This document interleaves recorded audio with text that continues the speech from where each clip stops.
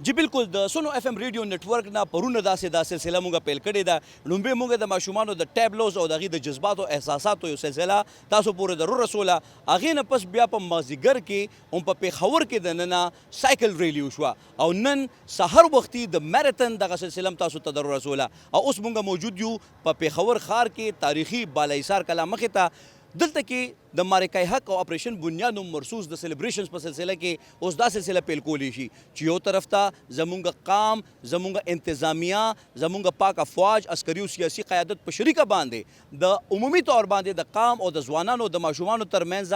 کریټیو اکټیویټیز کوي هغه سرګرمیانې کې چې زمونږ قام په ژوندې او باهمت ښکاري بل طرف ته دا سرګرمۍ هم شروع دي چې په هغې کې هغه شهدا چې خپل سرونه قربان کړه خپل وینې د دې وطن دپاره توی کا هغې به هم همیشه یاد ساتلی شي په هغه لفظونو کې هغه خراج تحسین سره کوم چې د دې وطن دپاره هم په دومره مینه باندې خپله وینه توی کړې ده دلته کې شمې به بلولی شي خصوصي دعایه دستوري به کولی شي او د بالاحصار کلا تاریخ تاسو ټولو ته معلوم دی چې د دې په بنیاد باندې یقینا چې هغه د پاکستان د ابتدا نه واخلې تر اوسه پورې دا سلسله شروع ده نو دلته کې ګلالي ماشومان هم راغلي دي د هغې سره به هم خبرې اترې کوو افیشل سره به هم خبرې اترې کوو موږ سره اوسئ زما نوم دی منایل جی جی پی ایس بهار قانوني سکول موږ پاکستان سره ډېر مینه کوو زموږ خپل ملک سره مینه کوو زه پاکستان کې پایلټه ډاکټره وجوه ډورېږم پاکستان زنده دا نن چې کوم مونږ ایونټ کړی دا د دې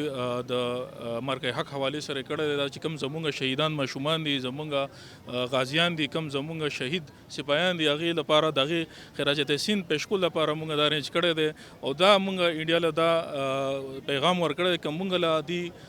دوباره چې دې حمله وکړه داسې مونږ به غټ جواب ورکوو څنګه چې مونږ دې له جازونه رالړه که څومره دې له مونږ نقصان ورکړو د نیکسټ ټایم که دې داسې کار وکړو نو مونږ به انشاءالله هغې غټ ریسپانس به د هغې ورکړو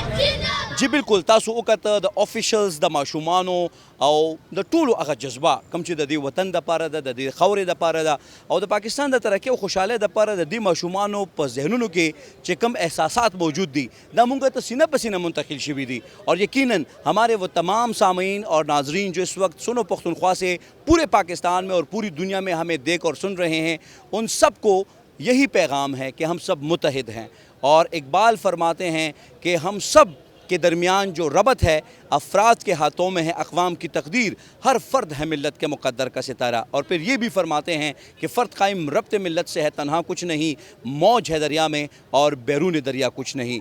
یہی احساسات اور یہی جذبات تمام پاکستانیوں کے دل میں ہیں اور ہم اپنے انتہا پسند سوچ رکھنے والے دشمن کو یہ بتا دیں کہ پاکستان کے بچے بچے میں پاکستان پر قربان ہونے کا جو جذبہ ہے وہ کبھی بھی نہیں مٹایا جا سکتا سنو پختونخوا کے لیے خیستہ رحمان بالاحصار کلا پشاور